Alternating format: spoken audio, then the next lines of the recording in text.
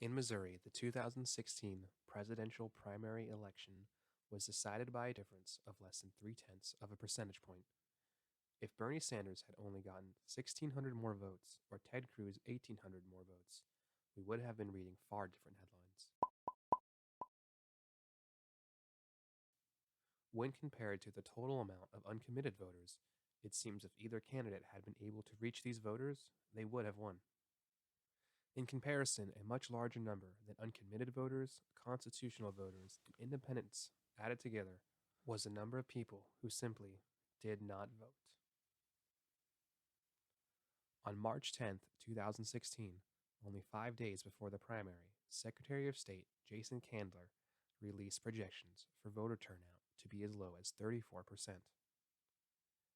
Using data from the Secretary of State's website, estimated voter turnout was closer to 38%, while more than projected, still lower than desirable. In Missouri, there are 114 voting counties for the primary election. Divided evenly, Ted Cruz would have only needed 16 more people per county to have voted for him to win the state. On the other side, Bernie Sanders would have only needed 14 more votes per county to have secured a victory.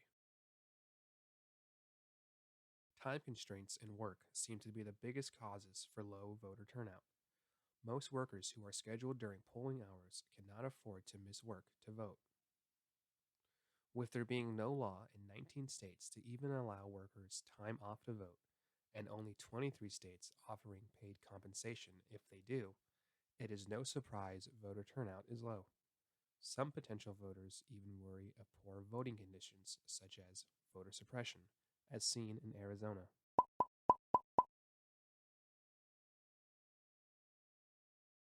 We, the people, know that our electoral process has been corrupted.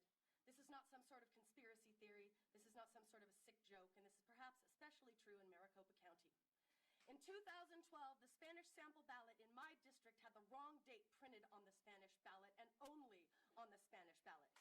In 2016, polling sites show a clear division at McDowell Road. This is especially disturbing because until the late 1960s, people of color were not allowed to live north of McDowell Road.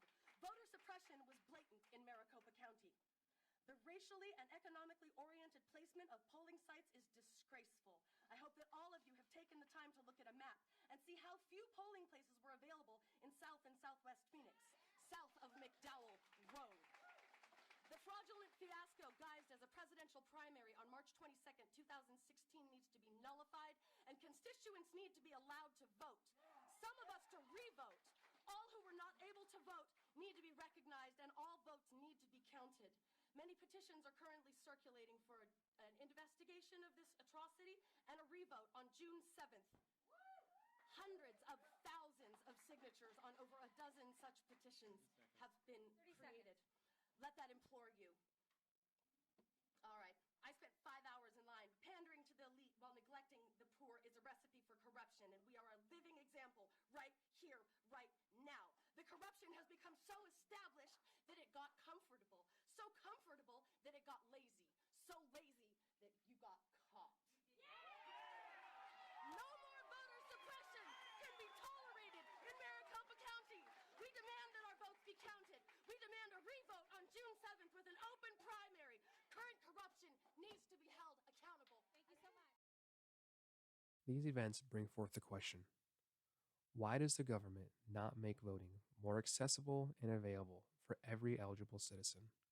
The Main 50 should adopt similar laws of Puerto Rico, where voting day is a government holiday.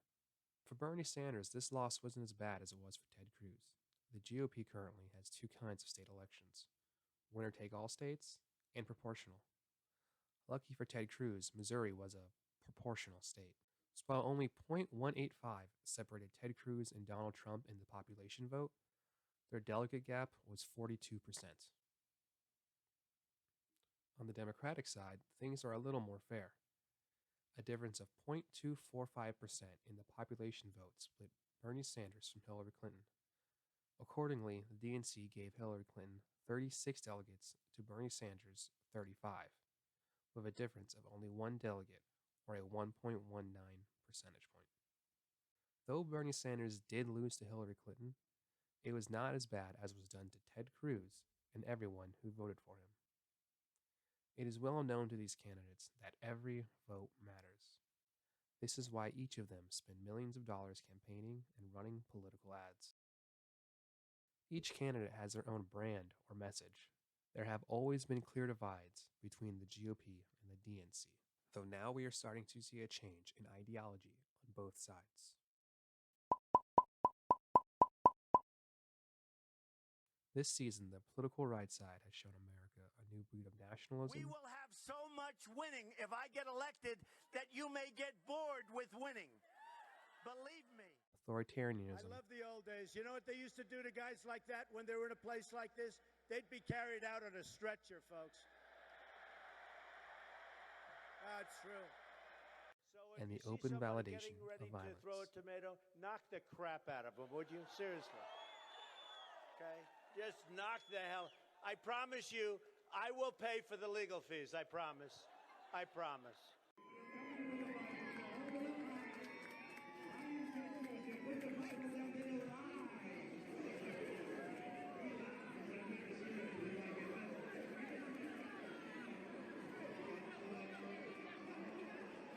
Did you like the event? You bet I liked it. Yeah?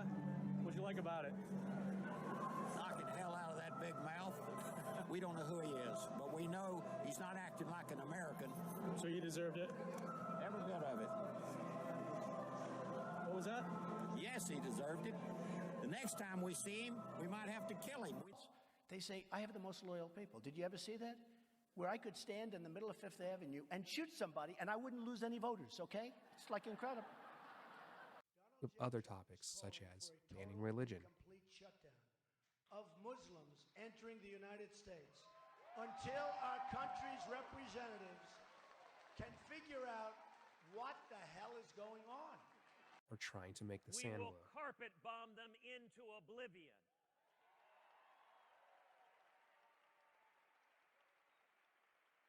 I don't know if sand can glow in the dark, but we're going to find out. Defending the Bill of Rights, with the First Amendment.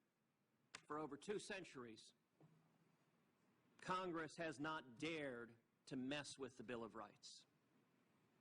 This amendment, here today, if adopted, would repeal the free speech protections of the First Amendment. or women's rights. Do you believe in punishment for abortion? Yes or no, as a principle? The answer is that there has to be some form of punishment. For the woman? Yeah, there has to be some form. Or simply an being started. unflattering picture of her next to a picture of your wife. I thought it was a nice picture of Heidi. I thought it was fine. Come on. I thought it was fine. She's a pretty woman. You're running for president of the United States. Excuse me. I didn't start it.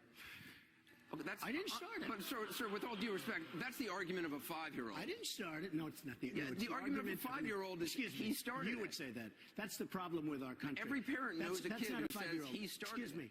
No.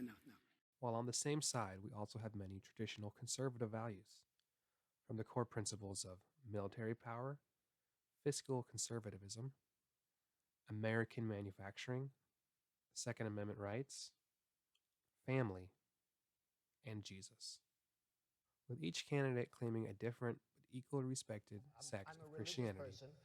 Shockingly, because people are so shocked when they find this out, I'm Protestant, I'm Presbyterian, and I go to church and I love God and I love my church. With one candidate claiming to have been chosen by With all God. my heart,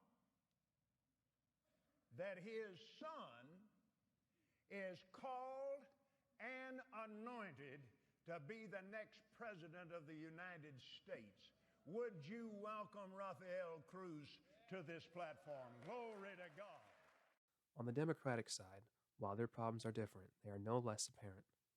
Hillary Clinton's campaign has tried to paint Bernie Sanders as a single-issue candidate. I am not a single-issue candidate, and I do not believe we live in a single-issue country.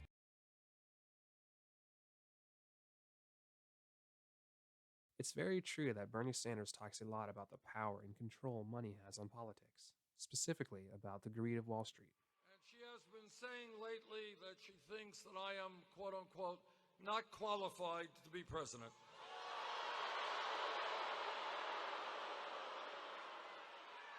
Well, let me just say in response to Secretary Clinton, I don't believe that she is qualified. If she is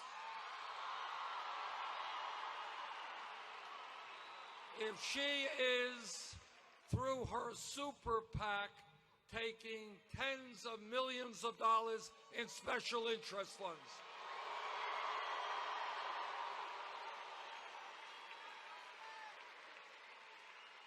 I don't think that you are qualified if you get $15 million from Wall Street through your super PAC.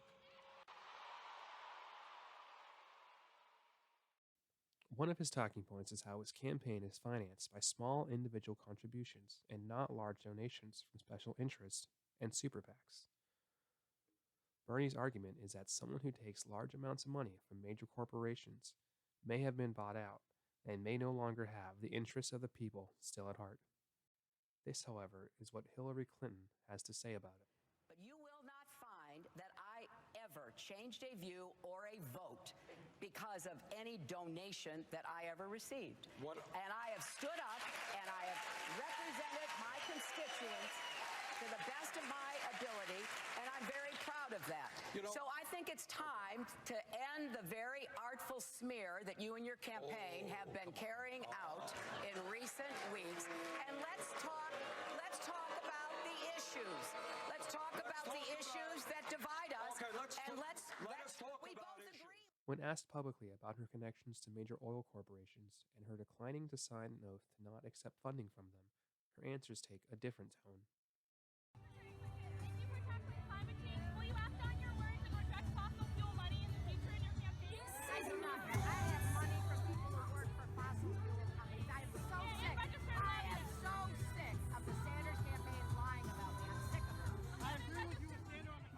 They also share differences in more traditional democratic issues, such as a living wage, education, renewable energy, healthcare, and social security.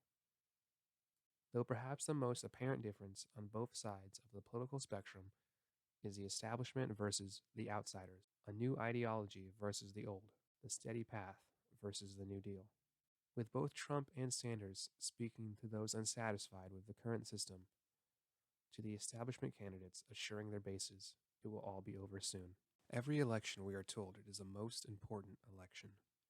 This time it is no different.